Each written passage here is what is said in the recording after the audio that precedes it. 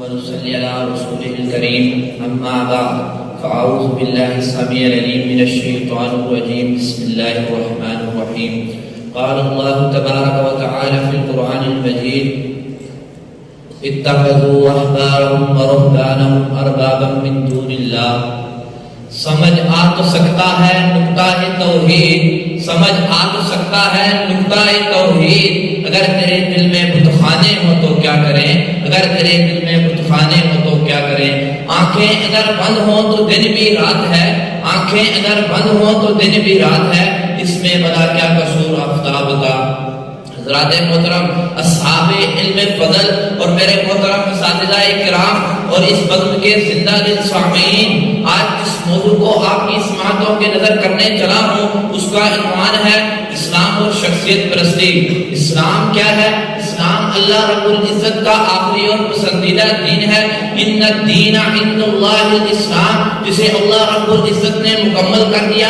الیوم اکملت لکم دینکم واتممت علیکم نعمتی ورضیت لکم الاسلام دینا، اور اس میں کوئی ایسی کمی نہیں چھوڑی کہ جس کے اس کے بندوں کو ضرورت ہو۔ ونزلنا علیک الکتاب تبیانا لکل شیء قال رسول اللہ صلی اللہ علیہ وسلم، رسول اللہ صلی اللہ علیہ وسلم نے فرمایا ترکت فیکم امرین لن تضلوا ما تمسکتم بہما کتاب اللہ وسنت نبیہ، میں تمہارے اندر دو ایسی چیزیں چھوڑ کر کے جا رہا ہوں، ٹھیک ہے، جن کو تم مضبوطی سے پکڑ لو گے، مضبوطی سے تھام لو گے، کبھی بھی گمراہ نہیں ہوگے۔ کتاب اللہ یعنی اللہ تعالیٰ کا قرآن اور احادیث مبارکہ۔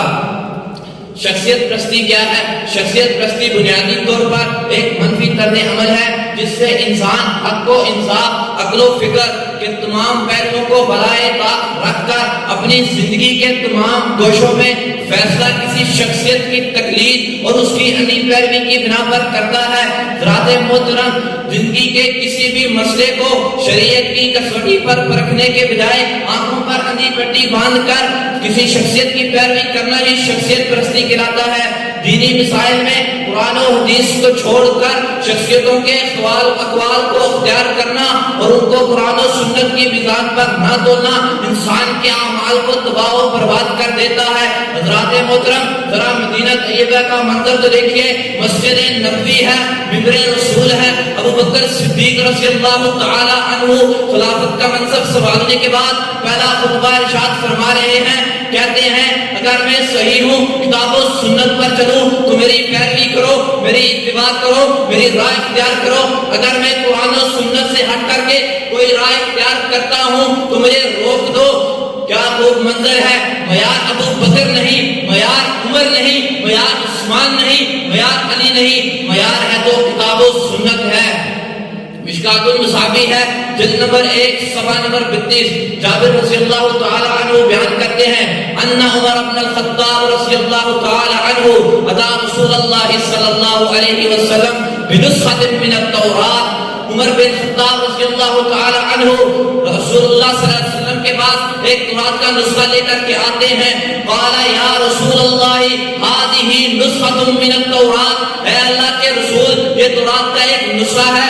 فسکت فجعل یقرأ ووجه رسول اللہ صلی اللہ علیہ وسلم یتغیر، تو آپ صلی اللہ علیہ وسلم خاموش ہو گئے۔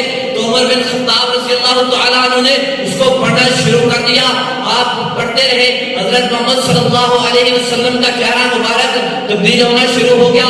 پاس ابو بکر کھڑے ہیں، کہتے ہیں اے عمر کیا تو نے رسول اللہ صلی اللہ علیہ وسلم کے چہرے کی طرف نہیں دیکھا؟ حضرت عمر نے رسول اللہ صلی اللہ علیہ وسلم کے چہرے کی طرف دیکھتے ہیں، دیکھا چہرہ تبدیل ہو رہا ہے۔ کہتے ہیں میں اللہ اور اس کے رسول سے اللہ تعالیٰ کے غضب اور اللہ اور اس کے رسول سے اللہ کے غضب کی پناہ چاہتا ہوں۔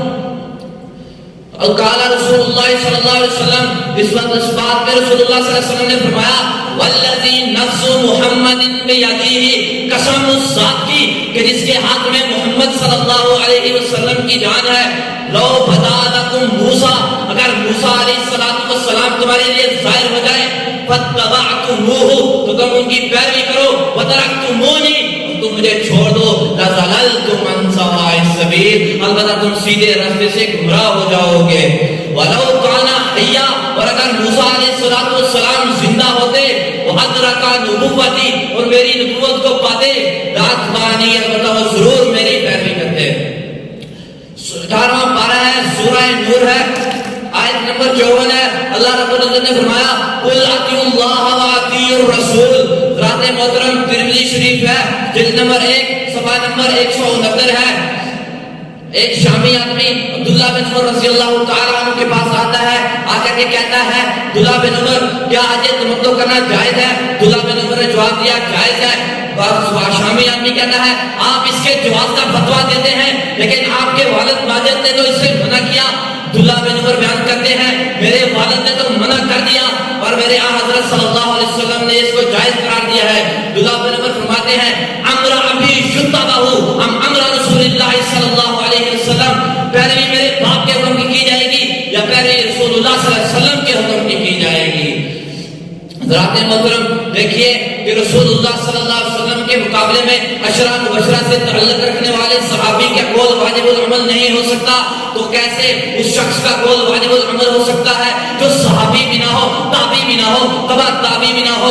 حضرات محترم اللہ رب العزت نے قرآن مجید کے اندر کئی مرتبہ فرما دیا اطیعوا اللہ و اطیعوا الرسول، سورہ مائدہ کے اندر بھی فرمایا، سورہ انفال ہے آیت نمبر 20 کے اندر فرمایا، آیت نمبر 36-40 کے اندر فرمایا، سورہ مجادلہ ہے آیت نمبر 13 کے اندر فرمایا، سورہ تغابن ہے آیت نمبر 12 کے اندر فرمایا۔ حضرات محترم میں اپنی تقریر کا اختتام اس ایک شعر کے ساتھ کرتا ہوں۔ ہوتے ہوئے مصطفیٰ کی گفتار، ہوتے ہوئے مصطفیٰ کی گفتار، مت دیکھ کسی کا قول و کردار۔ وآخر دعوانا ان الحمدللہ رب العالمین۔ السلام